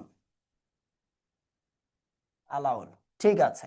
পদ্ম গোখরা, পদ্ম গোখরা নজরুলের একটা বিখ্যাত ছোট গল্প, খুবই বিখ্যাত ছোট গল্প, আমার অনেক পছন্দের একটি ছোট গল্প। এরপরে যদি আমরা দেখি, এরপরে আছে এই জায়গায় পদ্মমণি, এটা নামে কেউ কোনো কিছু পাইলে খুঁজে বাংলা সাহিত্যে, দেখো। তারপরে মুসলিমা খন্দকার, তোমার নামের বানান লিখছে এইভাবে MU, তারপরে যে একটা S, মাঝে বিশাল বড় একটা শূন্যস্থান, পরে এই জায়গায় আলাদা করে লিমা। এই মুসলিমা, তুমি একটা বিশাল বড় অ্যাংরি রিয়েক্ট দিছো কেন? মুখ লাল করে আসো, ক্লাসে মনোযোগ দাও রাগারাগি না করে, দেখো। তারপরে যাই, তোমরা যারা বেগম রোকেয়াকে ভালোবাসো না, তারা তারা পাপী, তারা গুনাহগার, জাহেল। দেখো, রোকেয়া সাখাওয়াত হোসেনের মতিচুর কোন ধরনের রচনা? মতিচুর একটি প্রবন্ধ। রোকেয়া সাখাওয়াত হোসেনের কিছু রচনার নাম আমরা যদি দেখে নেই, তার বিখ্যাত একটি উপন্যাস রয়েছে যেটাকে সুলতানার স্বপ্ন বলা হয়, সুলতানার স্বপ্ন, 1905 সালে প্রকাশিত সুলতানার স্বপ্ন। আচ্ছা, ঠিক আছে। তারপরে তার এমনিতে রয়েছে প্রবন্ধ মতিচুর, আরেকটা রয়েছে অবরোধ বাসিনী, তার সবচেয়ে বিখ্যাত গ্রন্থ অবরোধ বাসিনী, এগুলো একটু জেনে রাখতে হবে। ওকে, ঠিক আছে। তারপরে যাই, আশরাফি আক্তার আশা লিখছো বেগম রোকেয়ার জন্য আজ আমরা মেয়েরা এত দূরে গিয়ে, কত দূর গেছো? দেখো, যাই, বেশি দূরে যায় না, কারণ রাস্তায় যে পরিমাণ জ্যাম থাকে পরে বাসায় ফিরতে পারবা না সন্ধ্যা হওয়ার আগে। বেগম রোকেয়ার শ্রেষ্ঠ গ্রন্থ কোনটি? বেগম রোকেয়ার শ্রেষ্ঠ গ্রন্থ হলো অবরোধ বাসিনী। সুলতানার স্বপ্ন, মতিচুর, পদ্মরাগ এগুলো বেগম রোকেয়ারই রচনা, কিন্তু অবরোধ বাসিনী তার সবচেয়ে বিখ্যাত রচনা, ঠিক আছে। তারপরে আমরা যাই, কোন গ্রন্থখানি বেগম রোকেয়ার লিখা? আচ্ছা, একটু আগে পড়েছি আমরা মতিচুর বেগম রোকেয়ার লিখা, মৃত্যু ক্ষুধা নজরুলের, মাত্র আমরা সমাধান করেছি। দেয়াল হুমায়ুন আহমেদের সম্ভবত একটা উপন্যাসের নাম, না? আর দেয়ালের দেশে একটা উপন্যাস আছে, লেখকের নাম মনে রাখতে পারতেছি না, মনে নাই আর কি। দেয়ালের দেশে খুব বিখ্যাত একটা উপন্যাস, দেয়াল হুমায়ুন আহমেদের একটা রচনা আছে, আর খনিকা তো রবীন্দ্রনাথ ঠাকুরের একটা কাব্যগ্রন্থ। আচ্ছা, তারপরে যাই, রোকেয়া সাখাওয়াত হোসেনের রচিত উপন্যাস, রোকেয়া সাখাওয়াত হোসেনের রচিত উপন্যাস আমরা মাত্র দেখছি পদ্মরাগ, আরেকটা আছে সুলতানা স্বপ্ন, দুইটা তার বিখ্যাত উপন্যাস। শেষের কবিতা রবীন্দ্রনাথ ঠাকুর উপন্যাস। পদ্মাবতী নাটক হিসেবে মাইকেল মধুসূদন দত্ত, কাব্যগ্রন্থ হিসেবে আলাওল, আর মতিচুর তার আরেকটি প্রবন্ধ গ্রন্থ। কোন দুটি গ্রন্থ বেগম রোকেয়ার রচনা? আচ্ছা, এই জায়গায় অবরোধবাসিনী রোকেয়ার রচনা হইলেও কৃত দাসের হাসি এইটা হইল শওকত উসমানের, শওকত উসমান, শওকত উসমানের রচনা। আচ্ছা, এরপরে যদি আমরা দেখি পদ্মরাগ অবরোধবাসিনী দুইটা বেগম রোকেয়ার, দোলন চাপা নজরুলের কাব্য, মতিচুর বেগম রোকেয়ার, খোয়াবনামা আখতারুজ্জামান ইলিয়াসের রচনা, আখতারুজ্জামান ইলিয়াস, খোয়াবনামা। ওকে, খোয়াবনামা এবং তার আরেকটা আরেকটা বিখ্যাত উপন্যাসের নাম হলো চিলে কোঠার সেপাই, চিলে কোঠার সেপাই। এই চিলে কোঠার সেপাই 69-এর গণ অভ্যুত্থান নিয়ে লেখা। ঠিক আছে, ওকে ফাইন। তারপরে যদি আমরা যাই, মাল্যবান উপন্যাসের রচয়িতা কে? মাল্যবান আর সুতীর্থ, মাল্যবান সুতীর্থ এই দুইটা হইল জীবনানন্দ দাশের বিখ্যাত উপন্যাস। আরেকটা উপন্যাস আছে জীবনানন্দ দাশের বিখ্যাত, কল্যাণী। কল্যাণী, এই কল্যাণী তোমাদের পড়া কোন গল্পের চরিত্র বলো? এই কল্যাণী তোমার পড়া কোন গল্পের চরিত্র? বলো বলো বলো বলো বলো।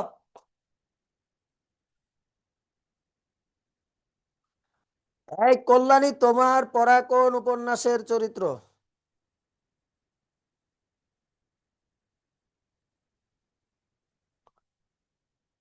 বলো দেখি।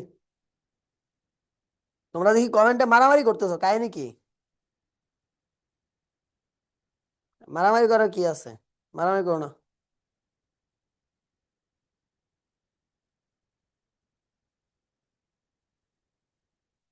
ওকে, ঠিক আছে, দেখো তারপরে আমরা যাই।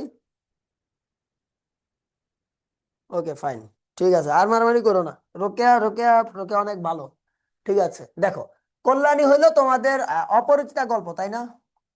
রবীন্দ্রনাথ ঠাকুরের অপরিচিতা, অপরিচিতা গল্পের একটি বিখ্যাত চরিত্র এই কল্যাণী নামে। জীবনানন্দ দাশের একটি আবার উপন্যাসও রয়েছে, আরেকটা হলো সুতীর্থ, মাল্যবান, আরেকটা কি সুতীর্থ।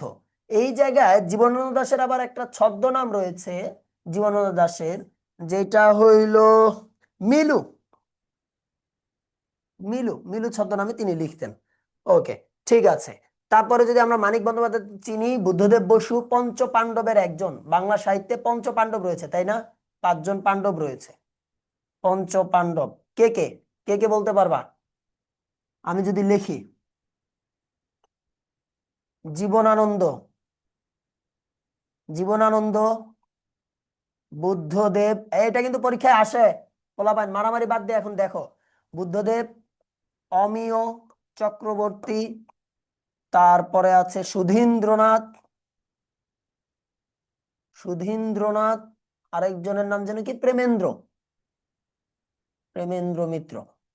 বাংলা সাহিত্যে এদেরকে বলা হয় পঞ্চ পাণ্ডব। কেন বলা হয়? কারণ এরা রবীন্দ্রনাথের মানে রবীন্দ্র বলয়ের বাইরে যে লিখতে চাইছিলেন, এগুলো একটু মাথায় রাখবা। তারপরে যাই 43 নম্বর প্রশ্ন, জীবনানন্দ দাশের একটি বিখ্যাত কবিতার নাম কি? জীবনানন্দ দাশের একটি বিখ্যাত কবিতার নাম হইল বনলতা সেন। এবং রূপসী বাংলা জীবনানন্দ দাশের একটি কাব্য গ্রন্থ। আবার অপর দিকে, আবার অপর দিকে রূপসী বাংলা একটা কবিতা আছে সুফিয়া কামালের, এটা একটু মাথায় রাখতে হবে। ঠিক আছে, তারপর দেখো ছাড়পত্র, আমরা জানি সুকান্ত ভট্টাচার্যের একটি কাব্যগ্রন্থ, যেটার থেকে 18 বছর বয়স কবিতাটি আছে, তাই না?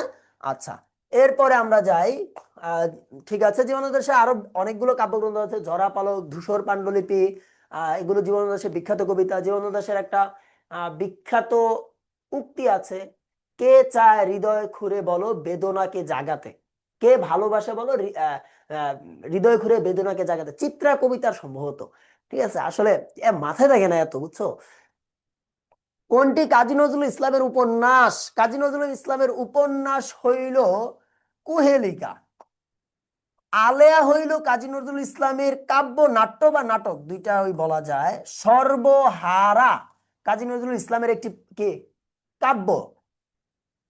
এই সর্বহারা কাব্যের একটা বিখ্যাত কবিতা আছে, দুর্গম গিরি কান্তর মরুদুস্তর পারাবার হে, লঙ্ঘিতে হবে রাত্রি নিশীথে যাত্রীরা হুঁশিয়ার। এই কান্ডারি হুঁশিয়ার কাব্যটি এই সর্বহারা কাব্যগ্রন্থ থেকে নেওয়া হয়েছে। রিক্তের বেদন এটা তার ছোট গল্প, ছোট গল্প। ওকে, ঠিক আছে।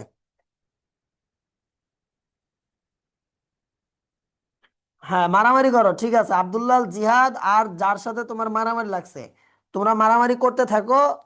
ঠিক আছে, ইনশাল্লাহ মারামারি শেষে আমরা রেজাল্ট জানাবো কে কে জয়লাভ করছে। ঠিক আছে, তারপরে দেখো কোনটি কাজী নজরুল ইসলামের রচনা নয়। কাজী নজরুল ইসলামের রচনা নয় বালুচর। ওকে, রুদ্রমঙ্গল কাজী নজরুলের প্রবন্ধ গ্রন্থ, চক্রবাক ছায়ানট তার কাব্যগ্রন্থ। ওকে, ঠিক আছে, তারপরে আমরা যাই। বালুচর কার লিখা? বালুচর, ধানক্ষেত, কার এগুলো বলো? কি পড়াশোনা করো, মারামারি বাদ দিয়ে এটা বলো। বালুচর কার লেখা বলো, মারামারি বাদ দিয়ে। এদিকে আচ্ছা, ঠিক আছে। এই তো মাহরুবা মুতাসিন, হ্যাঁ বিষ্ণুদে, বিষ্ণুদে, ঠিক আছে, বিষ্ণুদে, বিষ্ণুদে, হ্যাঁ। ওইখানে একটা হবে বিষ্ণুদে পঞ্চপাণ্ডব। আমি তাহলে কারে বাদ দিছি? জীবনানন্দ, প্রেমেন্দ্র, তো বুদ্ধদেব, অমিয়, সুধীন্দ্রনাথ। অমিয় সুধীন্দ্রনাথের এই জায়গায় একটা সম্ভবত বুদ্ধ বিষ্ণুদে আসবে। হ্যাঁ, ঠিক আছে। Thank you Mahruba, thank you, congratulation, thank you. ওকে,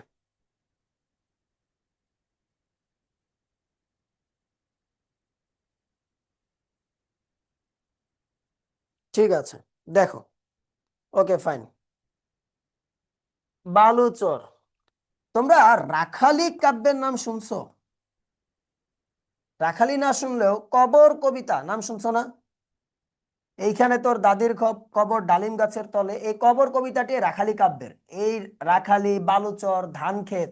তোমরা আরেকটা শুনছো যে তুমি যাবে ভাই যাবে মোর সাথে, আমাদের ছোট গায়ে, এরকম নিমন্ত্রণ যে কবিতাটি, নিমন্ত্রণ, নিমন্ত্রণ কবিতাটির নাম শুনছো না?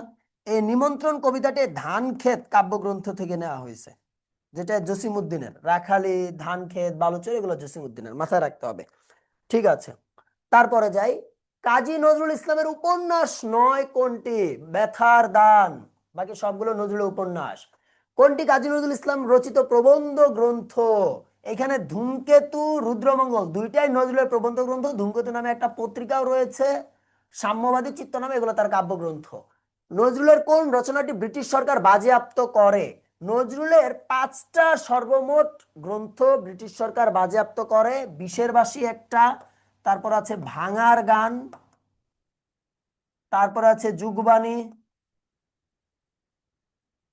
তারপরে আছে হইল কি আছে, ভাঙার গান, যুগবাণী, বিশের বাসী, আর দুটার নাম কি? উম আর দুটার নাম ভুলে গেছি। সর্বমোট 5টা, ভাঙার গান, যুগবাণী, বিশের বাসী, চন্দ্রবিন্দু একটা, চন্দ্রবিন্দু আছে, আরেকটা কি যেন ভুলে গেছি। দেখো, এই 5টা সর্বমোট ব্রিটিশ সরকার বাজেয়াপ্ত করে, একটু জেনে নিতে হবে। ঠিক আছে, তারপরে দেখো কাজী নজরুল ইসলামের আলেয়া গীতিনাট্য, কিছুক্ষণ আগে বলছি এটি একটি গীতিনাট্য। যুগবাণী কোন ধরনের সাহিত্যকর্ম? বললাম একটা প্রবন্ধ যেটা নিষিদ্ধ হয়েছিল। আচ্ছা, মুসলিম সাহিত্য সমাজের মুখপাত্র ছিল শিখা পত্রিকা। মুসলিম সাহিত্য সমাজ নিয়ে একটু জানতে হবে। 1926 সালে 19 জানুয়ারি ডক্টর মুহম্মদ শহীদুল্লাহ ঢাকা বিশ্ববিদ্যালয়ের তৎকালীন মুসলিম হলের একটা সভাকক্ষে ওনার সভাপতিত্বে এই ঢাকা মুসলিম সাহিত্য সমাজ প্রতিষ্ঠা লাভ করে। ঢাকা মুসলিম সাহিত্য সমাজ প্রতিষ্ঠা লাভ করে। পরবর্তীতে এই ঢাকা মুসলিম সাহিত্য সমাজের তত্ত্বাবধানে শিখা পত্রিকা আবুল হোসেন, খেয়াল রাখবা আবুল হোসেন দিয়ে দিবে অনেক সময়, আবুল হোসেন সম্পাদিত শিখা পত্রিকাটি বের হয়। এই শিখা পত্রিকার একটা স্লোগান ছিল, যেটা মুসলিম সাহিত্য সমাজের স্লোগান বলা হয়, তোমরা অনেকেই জানো যে জ্ঞান যেখানে সীমাবদ্ধ সীমাবদ্ধ, বুদ্ধি যেখানে আড়ষ্ট, মুক্তি সেখানে অসম্ভব। এই শিখা পত্রিকা বা মুসলিম সাহিত্য সমাজ দ্বারা বুদ্ধির মুক্তি আন্দোলন প্ররোচিত হয়েছিল। বুদ্ধির মুক্তি আন্দোলন। মোতাহার হোসেন, আব্দুল ওদুদ, আবুল হোসেন এরা এই ঢাকা মুসলিম সাহিত্য সমাজের বিখ্যাত কবি ছিলেন। আচ্ছা, তারপরে যদি আমরা যাই, ঠিক আছে, তারপরে যাই ওকে, জসিমউদ্দিনের নাটক কোনটি? জসিমউদ্দিনের নাটক হইল বেদের মেয়ে, বোবা কাহিনী আর বৌটু রানীর গল্প। বৌটু রানীর গল্প, তো বৌটু রানীর গল্প না কি জানো, বৌটু আছে শব্দটা, বৌটু রানীর গল্প সম্ভবত, একটু ক্রস চেক করে নাও। এগুলো হলো তার উপন্যাস। জসিমউদ্দিনের দুইটা উপন্যাস, একটা হলো বোবা কাহিনী, একটা হলো বৌটু রানীর গল্প সম্ভবত। বৌটু রানীর গল্প একটু ক্রস চেক করো তো, আমি ক্রস চেক করি, দাঁড়াও। বৌটু রানীর গল্প, বৌটু বৌটু বৌটু,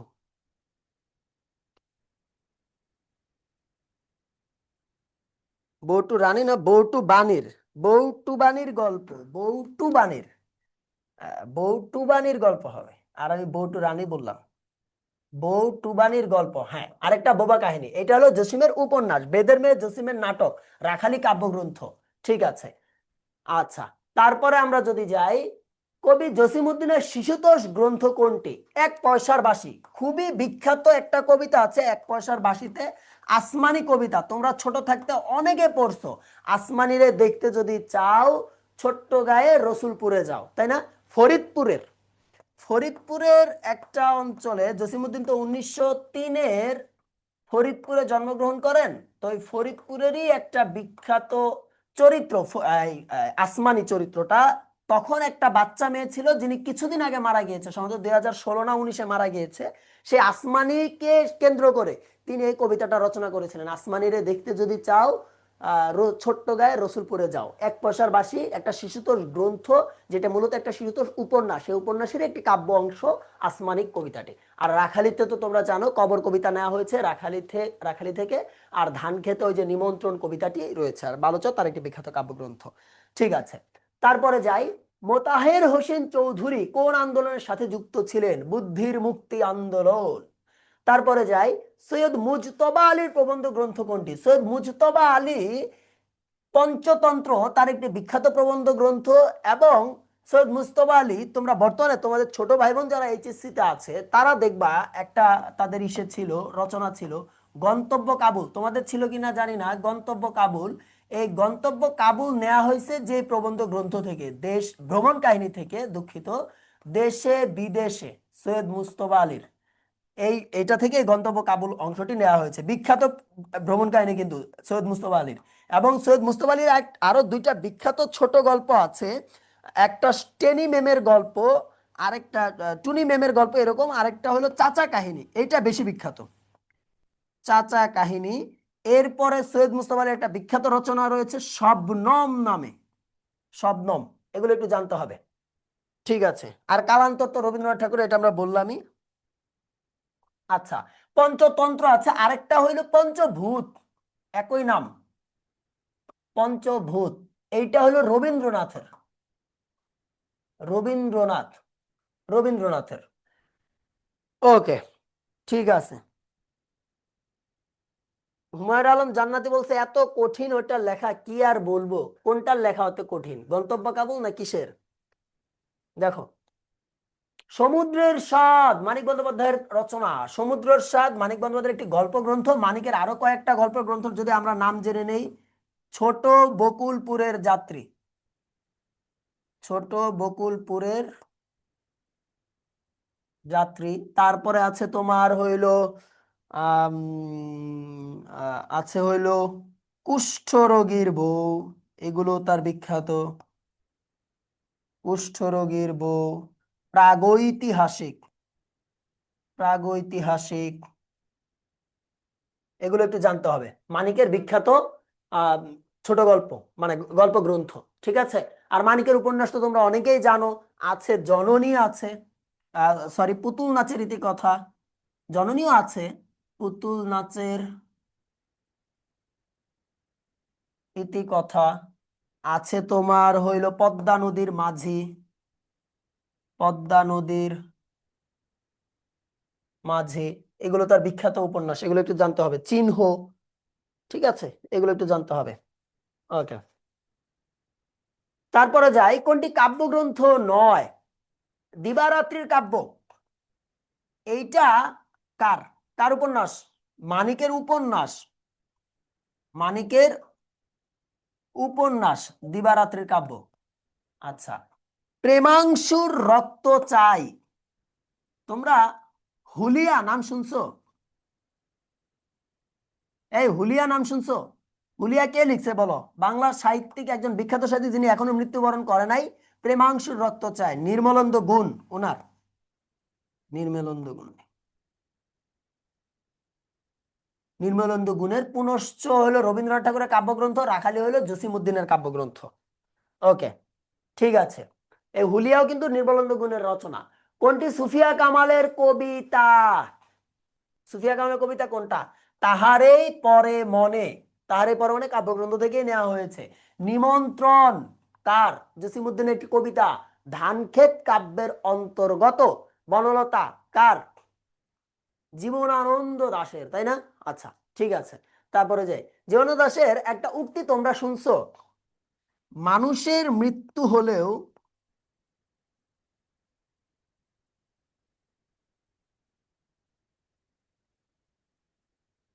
তবু মানব থেকে যায়, এরকমই উক্তিটা, মানুষের মৃত্যু হলেও তবু মানব থেকে যায়। জীবনানন্দ দাশের বিখ্যাত একটি উক্তি, বিখ্যাত উক্তি, যেটা সাতটি তারার তিমির কাব্যগ্রন্থ থেকে নেওয়া হয়েছে। সাতটি তারার তিমির, এটা কিন্তু বিখ্যাত একটি কাব্যগ্রন্থ জীবনানন্দ দাশের। তারপরে তোমার আহ এটা শুনছো, এইটা, এ পৃথিবীর রণরক্ত সফলতা শেষ সত্য, সত্য তবু শেষ সত্য নয়, সুচেতনা কবিতার একটা অন্তর্গত লাইন। সুচেতনা কবিতা, জীবনানন্দ দাশের বিখ্যাত কবিতা। সুচেতনা নেওয়া হয়েছে কোথা থেকে? বনলতা সেন কাব্যগ্রন্থের, বনলতা, বনলতা সেনের কাব্যগ্রন্থ থেকে নেওয়া হয়েছে সুচেতনা কবিতা, যেটার বিখ্যাত লাইন, এই পৃথিবীর রণরক্ত সফলতা সত্য তবু শেষ সত্য নয়। তারপর আরেকটা, তোমাদের বিশেষ করে তোমরা টিনেজাররা অনেক স্ট্যাটাস দাও এটা, সুরঞ্জনা যেও না কো ওইখানে, বলো না কো কথা হয় যুবকের সাথে। কি কথা? তার সাথে, তাহার সাথে, তার সাথে, তাই না? এই সুরঞ্জনা, এই যে কবিতাটা, এই কবিতাটার নাম হইলো আকাশলীনা। এটা এটা আকাশলীনা কবিতার লাইন। যদিও সে শুরুতে সুরঞ্জনা আছে, সুরঞ্জনা নামে কিন্তু আবার তার একটা কবিতাও রয়েছে। কিন্তু এই যে আকাশলীনা কবিতার যে লাইনটা, সুরঞ্জনা যেও না ওইখানে, বলো না কথা হয় যুবকের সাথে, কি কথা? তার সাথে, তার সাথে, এটা আকাশলীনা এই কাব্যগ্রন্থ থেকে, এই কবিতা থেকে নেওয়া হয়েছে। এই আকাশলীনা কবিতাটি সাতটি তারার তিমির এই কাব্যগ্রন্থের অন্তর্ভুক্ত। অনেক জটিল করে ফেলতেছি মনে হয়, তোমাদের কাছে অনেক মনে কঠিন লাগতেছে। আমরা এরপরে যাই, একাত্তরের ডায়েরি কার রচনা? একাত্তরের ডায়েরি সুফিয়া কামালের একটি রচনা। অন্যদিকে জাহানারা ইমামের আছে একাত্তরের দিনগুলি, একাত্তরের দিনগুলো। আচ্ছা, ঠিক আছে, একাত্তরের দিনগুলো সম্ভবত 180 দিন না কয়শো দিনের একটা মানে দিনলিপি ওইটা। তারপরে আমরা যাই, নিচের কোনটি রাজনৈতিক উপন্যাস নয়? রাজনৈতিক উপন্যাস নয় হইল চাঁদের অমাবস্যা। চাঁদের অমাবস্যাতে নাম আরেফ, আরেফ নামে একটা ছেলে রয়েছে, এটি একটি মনস্তাত্ত্বিক উপন্যাস, মনস্তাত্ত্বিক উপন্যাস। কিভাবে মনস্তাত্ত্বিক উপন্যাস? আরেফ নামে একটা ছোট ছেলে রয়েছে, সে তার সামনে একটি খুনের ঘটনা দেখে, তখন সে শেষে যায় বলে দেয়, আসলে প্রথমে বলতে চায় না, আসলে সে ওই বাসায় লজিং মাস্টার থাকে এরকম, কিন্তু সে যা বলতে চায় না। চাঁদের অমাবস্যা সৈয়দ ওয়ালিউল্লাহ রচিত একটি গ্রন্থ। চিলেকোঠার সেপাই আখতারুজ্জামান ইলিয়াসের একটি রাজনৈতিক উপন্যাস। পথের দাবি শরৎচন্দ্রের একটি রাজনৈতিক উপন্যাস। ঘরে বাইরে রবীন্দ্রনাথের একটি রাজনৈতিক উপন্যাস। ঠিক আছে। FH সজীব বলতেছে ভাইয়া ইনফরমেশন বেশি হয়ে যাইতেছে। আচ্ছা, ইনফরমেশন কমায় দিচ্ছি। নয়নচারা, নয়নচারা সৈয়দ ওয়ালিউল্লাহর একটি গল্প গ্রন্থ। সৈয়দ ওয়ালিউল্লাহর আরেকটা বিখ্যাত গল্প গ্রন্থ হলো দুই তীর ও অন্যান্য গল্প, দুই তীর ও অন্যান্য গল্প। ঠিক আছে, তারপরে আমরা যাই, সৈয়দুল্লাহর বিখ্যাত নাটক আছে অনেকগুলা, যেমন উজানের ঢেউ, তারপরে আছে তরঙ্গ ভঙ্গ, এগুলো একটু জেনে রাখতে হবে। ছাড়পত্র কাব্যগ্রন্থটি কার লেখা? ছাড়পত্র সুকান্ত ভট্টাচার্যের একটি বিখ্যাত কাব্যগ্রন্থ। সুকান্ত ভট্টাচার্যের আরো বেশ কিছু কাব্যগ্রন্থ রয়েছে, যেমন ঘুম নেই, পূর্বাভাস, আকাল, এগুলো। সুকান্ত ভট্টাচার্য একমাত্র তার জীবিত অবস্থায় প্রকাশিত গ্রন্থ হইল আকাল, যেটা তিনি রচনা করেন নাই, যেটা তিনি সম্পাদনা করেছিলেন। বাকি সব তিনি মরে যাওয়ার পরে প্রকাশ হয়েছে। এই ছাড়পত্র, ঘুম নেই, পূর্বাভাস, হরতাল সব তার মৃত্যুর পরে, সুকান্ত ভট্টাচার্য মৃত্যুর পর প্রকাশিত হয়েছে। সুকান্ত ভট্টাচার্যের বিখ্যাত দুইটা উক্তি আছে, এ পৃথিবীকে শিশুর বাসযোগ্য করে যাব আমি, একটা এরকম, এ পৃথিবীকে শিশুর বাসযোগ্য করে যাব আমি, আরেকটা হইলো ছেড়ে দিতে হবে, এসেছে নতুন শিশু, ছেড়ে দিতে হবে স্থান, ছেড়ে দিতে হবে স্থান, এসেছে নতুন শিশু, জেনে রাখতে হবে। ওকে, তারপরে যাই, ক্ষুধার রাজ্যে পৃথিবী গদ্যময় চরণটির রচয়িতাকে? ক্ষুধার রাজ্যে পৃথিবী গদ্যময় চরণটির রচয়িতা হইল সুকান্ত ভট্টাচার্য। ক্ষুধার রাজ্যে পৃথিবী গদ্যময়, পূর্ণিমার চাঁদ যেন ঝলসানো রুটি, তার হে পৃথিবী, হে মহাপৃথিবী কাব্যের অন্তর্গত, কবিতার এটা উক্তি। কোনটি সুকান্ত রচিত কাব্যগ্রন্থ নয়? আকাল। আকাল তিনি রচনা করেননি, তিনি সম্পাদনা করেছিলেন, এবং জীবিত অবস্থায় এটাই কেবল প্রকাশিত হয়েছে। ঠিক আছে, যেটা তিনি ওই যে ফ্যাসি বিরোধী সংঘের পক্ষে তিনি লিখে দিয়েছিলেন, তাই না? কিশোর, এবং তিনি দৈনিক কিশোর সভা পত্রিকার, যদি ভুল না করে থাকি, কিশোর সভা, কিশোর সভাই তো, হ্যাঁ, কিশোর সভা পত্রিকার সম্পাদক ছিলেন। এবং কিশোর নাম যেহেতু আসছে, কিশোর নিয়ে আরেকটা কথা বলি, সেটা হইলো বাংলা একাডেমি, বাংলা একাডেমি সর্বমোট 6টা পত্রিকা সম্পাদনা করে। এর মধ্যে কিশোরদের নিয়ে যেটা কিশোর পত্রিকা, যেটা ওইটার নাম হলো ধান শালিকের দেশে, ধান শালিকের দেশে।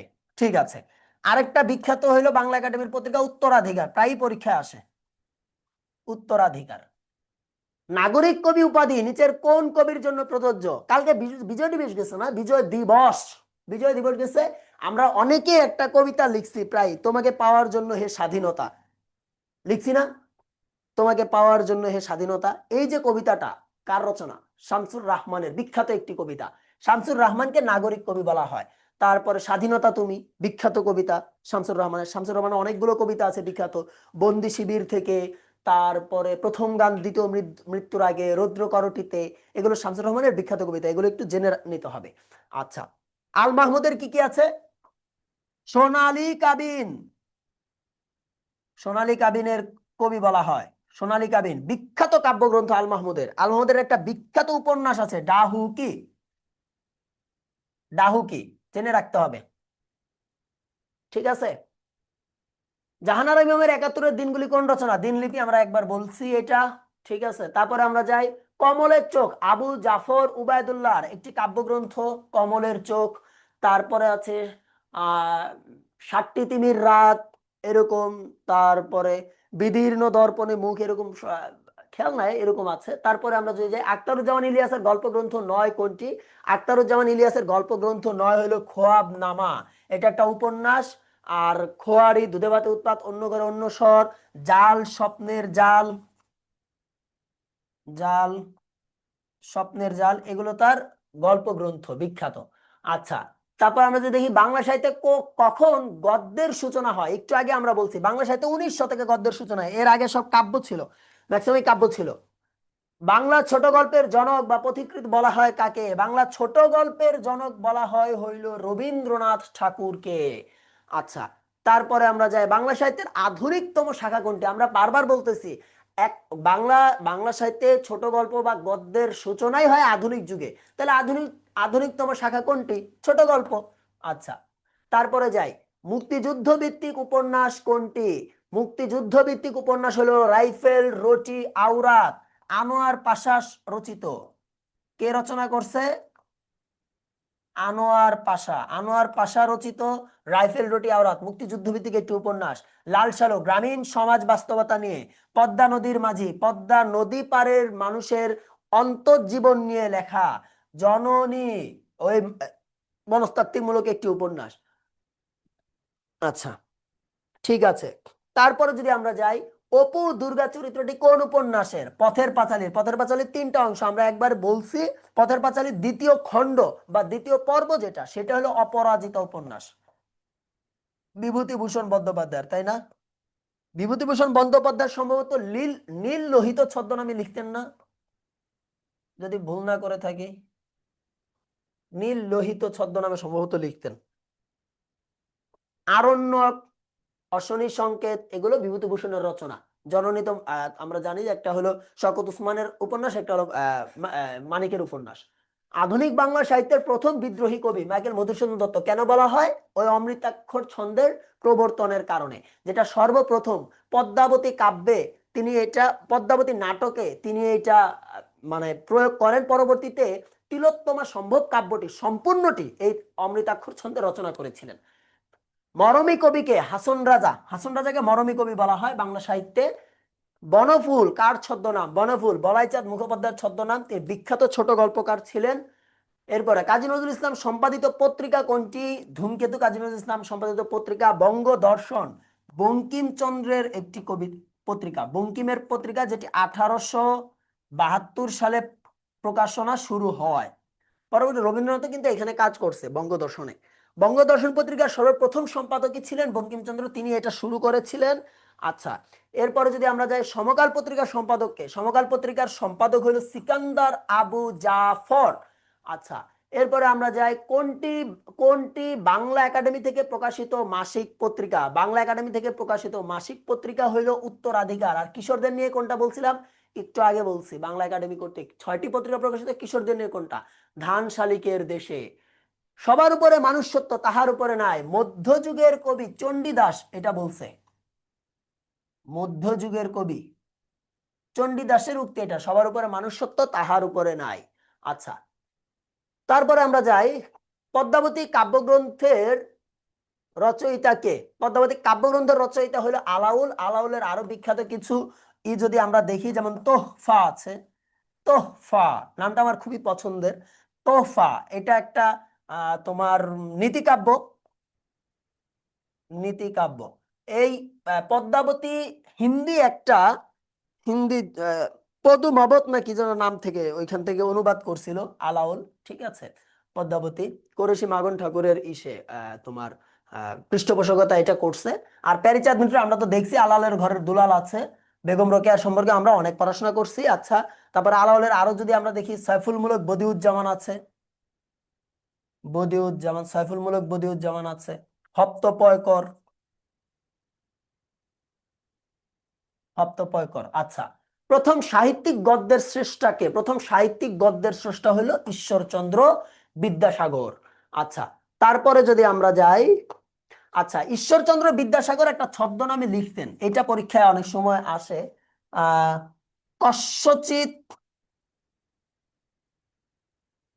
উপযুক্ত ভাই পোষ্য, এই নাম। কস্যচিৎ উপযুক্ত ভাই পোষ্য, এই ছদ্মনামে তিনি লিখতেন।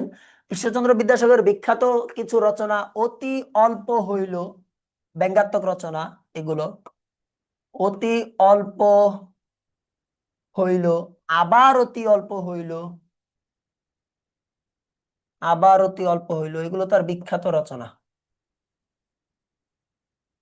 আচ্ছা, তারপর মাইকেল মধুসূদন দত্ত শ্রীকৃষ্ণ কীর্তন নিয়ে, শ্রীকৃষ্ণ কীর্তনের আধুনিক গঠন লিখছে, আধুনিক প্রয়োগ করছে রাধার, সেইটার নাম হলো ব্রজাঙ্গনা। ঠিক আছে, তারপরে যাই, মধুসূদন দত্তের মেঘনাদ বধ কাব্যের উৎস কি? একটু আগে বলছি রামায়ণ, তাই না? রামায়ণ থেকে আসছে। চর্যাপদ কি? চর্যাপদ একটা কাব্য ধর্মী, ধর্ম নীতি নীতি বর্ণনা করে কাব্যধর্মী রচনা চর্যাপদ, যেটি প্রাচীন বাংলা সাহিত্যের একমাত্র নিদর্শন। চর্যাপদ, এই চর্যাপদ আবিষ্কার করেছিলেন 1907 সালে হরপ্রসাদ শাস্ত্রী।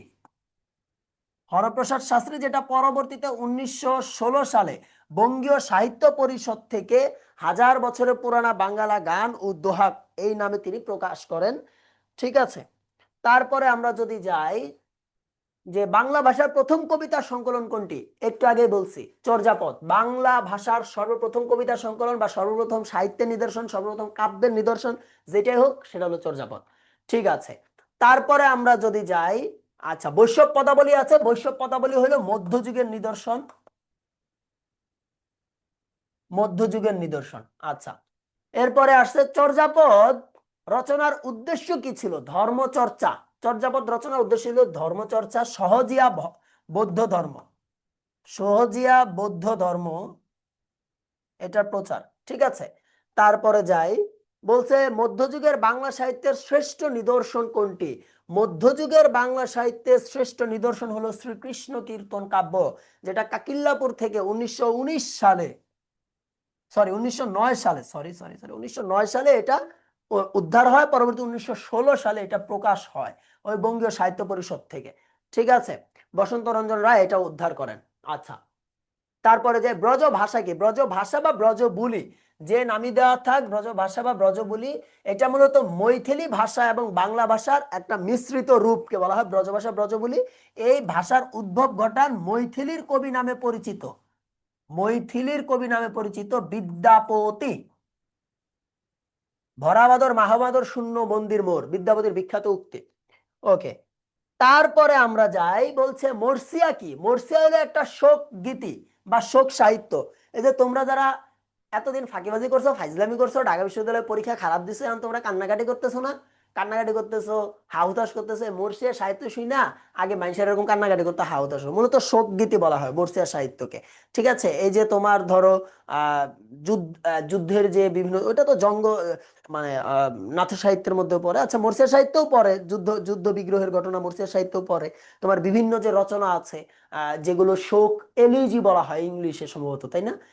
এইগুলোকে সাধারণত এই মর্সিয়া সাহিত্য, বাংলায় সেটা হয়ে গেছে মর্সিয়া সাহিত্য। এরকম অনেক আছে, রসুল বিজয়, তারপরে তোমার বিষাদ সিন্ধু, মীর মোশাররফের মোশাররফের বিষাদ সিন্ধু, এটাও কিন্তু একটা মর্সিয়া সাহিত্যের একটা উদাহরণ। ঠিক আছে, তারপরে আমরা যদি যাই, চৈতন্য মঙ্গলের রচয়িতা হলো নোচন দাস। আচ্ছা, তারপরে যাই, খনার বচন কি? ডাক ও খনার বচন। ডাক হইলো সাধারণত ওই যে বিজ্ঞান বা জ্ঞানের ইসেতে যায় ওইটা, চন্দ্র তারার ওইখানে। আর খনা হইলো তোমার কৃষি ভিত্তিক যে বিষয়টা, কৃষি ভিত্তিকে। ওকে, ঠিক আছে। ময়মনসিংহ গীতিকা সংগ্রহ করেন মূলত চন্দ্রকুমার দে। চন্দ্রকুমার দে 1923 সালে ময়মনসিংহ গীতিকা প্রকাশ হয়, আর 1926 সালে পূর্ববঙ্গ গীতিকা প্রকাশিত হয়। এই ময়মনসিংহ গীতিকা মানে উদ্ধার করা বা সংগ্রহ করা, এগুলোতে পৃষ্ঠপোষকতা করেন দীনেশ চন্দ্র সেন। ওকে, তারপরে আমরা যাই, জন আব্রাহাম গ্রিয়ারসন ছিলেন একজন ভাষা বিজ্ঞানী। লোকসাহিত্য সংগ্রহে অবদান রেখেছেন দীনেশ চন্দ্র সেন। মীর মশাররফ হোসেনের বিষাদ সিন্ধু কোন ধরনের উপন্যাস? একটি ঐতিহাসিক উপন্যাস এবং একই সাথে এটি একটি মর্সিয়া সাহিত্যেরও একটি নিদর্শন। ঠিক আছে, মানে শোক সাহিত্য, শোক বলা হয়, শোক যেহেতু সৃষ্টি হয় এখানে শেষের দিকে যখন মারা যায় হাসান হোসেনের যে যুদ্ধের ঘটনা সেখানে আমরা দেখতে পারি। আচ্ছা, রামায়ণ কার রচনা? কৃত্তিবাস উঝা রামায়ণের তিনি অনুবাদও করেছিলেন। আচ্ছা, ঠিক আছে, আর মূল রামায়ণ রচনা করেছেন বাল্মীকি, আমরা সবাই জানি, তাই না? ওকে, তারপরে আমরা যাই, কাশিরাম দাস তিনি মহাভারত অনুবাদ করছে, আর মহাভারত রচনা করছে দ্বৈপায়ন দেব নাকি যেন, নামটা ভুলে গেছি, দ্বৈপায়ন বেদ বেশ নাকি যেন এরকম নাম ওনার। আচ্ছা, গদ্য সাহিত্য কোন যুগের সৃষ্টি? গদ্য সাহিত্য আধুনিক যুগের সৃষ্টি। পুতুল নাচের ইতি কথা উপন্যাসের লেখক এখন এত সব আমরা শেষ করে ফেলছি, মানিক বন্দ্যোপাধ্যায়। কোনটি কাজী নজরুল ইসলাম রচিত প্রবন্ধ গ্রন্থ? কাজী নজরুল ইসলাম রচিত প্রবন্ধ গ্রন্থ হলো যুগবাণী, সিন্ধু হিন্দল তার কাব্যগ্রন্থ, মৃত্যুকথা উপন্যাস। আর ডাঙার গান বলতে কিছু নাই, আছে ভাঙার গান, ভাঙার গান। আমাদের 100টা এমসিকিউ সমাধান শেষ হইলো, আলহামদুলিল্লাহ। আমরা শেষ পর্যন্ত সমাধান করতে পারছি সহি সালামতে। প্রথমে আল্লাহর কাছে শুকর আদায় করি, তোমরা অনেকে ক্লাসে ছিলে দীর্ঘক্ষণ। যেহেতু 100টি এমসিকিউ, অনেক অসংখ্য তথ্য দেওয়ার চেষ্টা করেছি, দু এক জায়গায় স্বাভাবিকভাবে ব্যক্তি মানুষ হিসেবে হয়তো তথ্যের অসঙ্গতি থাকতে পারে, সেটা আর সেটার জন্য আমি দুঃখিত। যদি থাকে, অবশ্যই থাকে ব্যক্তি মানুষ হিসেবে। আর ভালো থাকবে, সুস্থ থাকবে, তোমাদের সাথে খুব শিগগিরই আবার হয়তো কোনো ক্লাসে দেখা হবে। সে পর্যন্ত আল্লাহর কাছে বেশি বেশি নিজেদের জন্য দোয়া করো। আসসালামু আলাইকুম রহমতুল্লাহ।